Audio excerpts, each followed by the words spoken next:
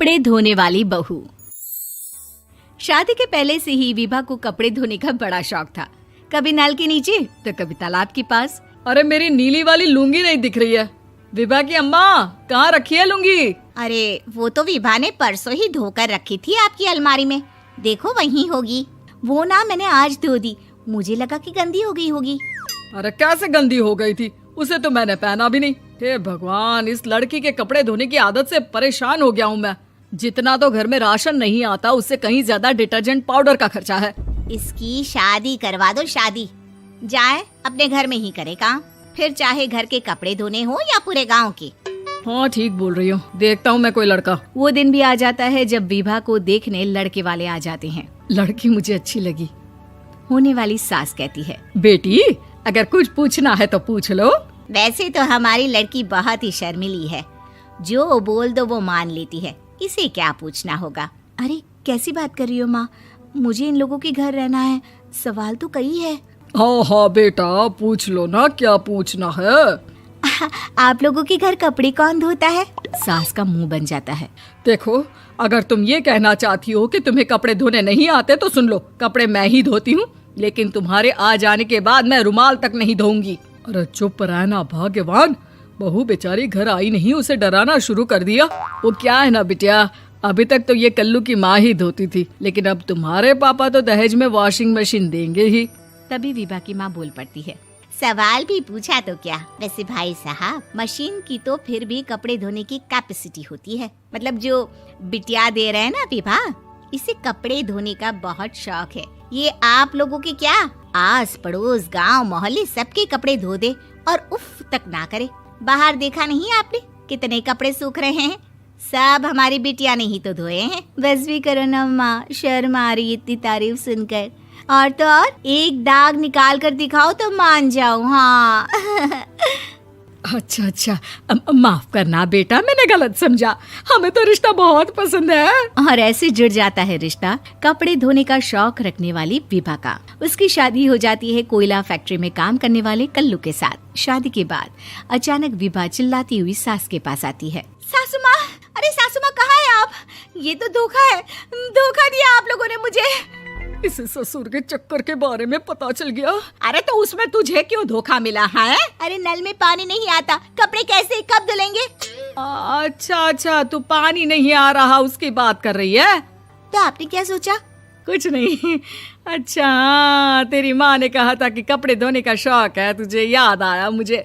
शौक बोलकर कपड़े धोने वाले मेरे जुनून को कम ना आके सासू माँ, कपड़ा धोना मेरा गुरूर है।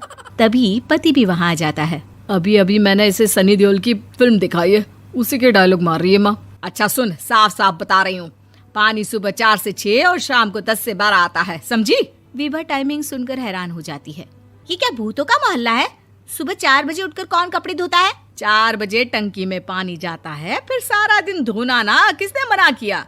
अरे कैसी बात कर रही हैं? 200 लीटर की टंकी में कितने कपड़े धो लूंगी मैं, सुबह ही उठ जाऊंगी मैं। अब क्या था, विभा सुबह 4 से लेकर रात के 12 बजे तक कपड़े ही धोती रहती। एक रोज सास पड़ोस से निकलकर कहीं जा रही होती है कि साथ वाली कहती है, हाँ कल्लू की माँ, जरा ये बताओ कि 2 साड़ी है, 2 ब्लाउज और एक पेटीकोट और एक नाड़े वाला लंबा कच्छा। हाँ तो? अरे तो क्या, कितना लोगी धुलाई ये बताओ। धोबन दिख रहे हैं हम क्या? हमारे पति सरकारी नौकरी से अभी रिटायर हुए हैं और बेटा सुपरवाइजर है कोयला फैक्ट्री में। धोबन समझ रखा है हमें?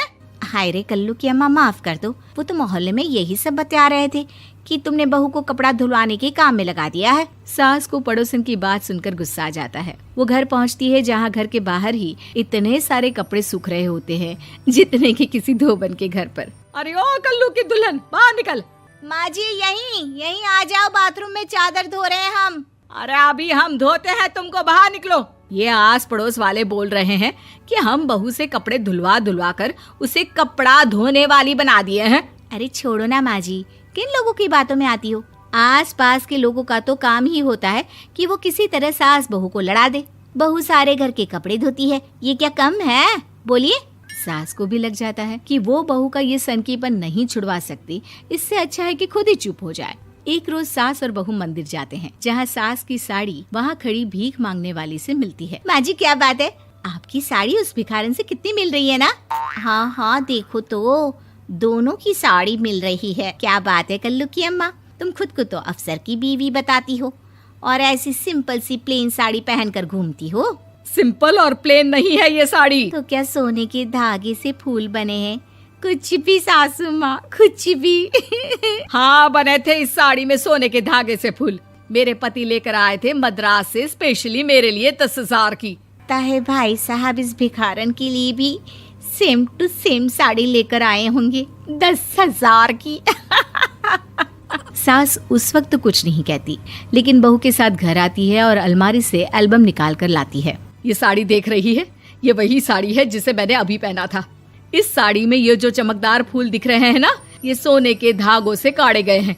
लेकिन तू लोकल वॉशिंग मशीन ब्रश से घिस घिस कर सारे फूलों को निकाल कर साड़ी प्लेन कर दी। मुझे माफ कर दीजिए सासू माँ। और तो और, जब मैंने तुझे तेरी गलती के लिए कुछ नहीं कहा, लेकिन तूने तो सबके सामने मेरा मजाक ही बना दिया। क्यों? बहू को समझ में आ जाता है कि अब से उसका कपड़े धोना बंद।